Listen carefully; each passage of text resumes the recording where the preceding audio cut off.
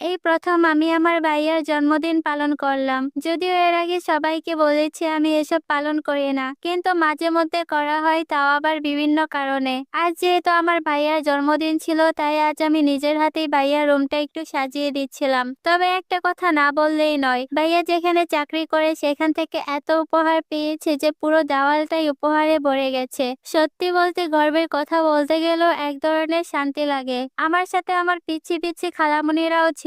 ওরা তো ভীষণ খুশি ছিল। ওদের আনন্দ দেখে আমার মনে হচ্ছিল কালকেই মনে হয় ঈদ। আমিও খুব খুশি ছিলাম, কারণ আমার কষ্টটা আজ দুই দিক থেকেই পূর্ণ হয়ে গেছে। একটা ছিল ভাইয়ার জন্মদিন, আরেকটা ছিল হ্যাপি নিউ ইয়ার। এর আগে কখনোই আমি এই রাত 12টা পর্যন্ত জেগে থাকিনি। এইটাই প্রথম, তাও আবার ভাইয়ার জন্মদিনের উদ্দেশ্যে। আজ আমার আরেকটা আপুরও জন্মদিন ছিল। যদি ওই আপুটা আজ আমার কাছে নেই, তবুও সবার জন্য আমার অন্তরের অন্তঃস্থল থেকে দোয়া ও ভালোবাসা রইল।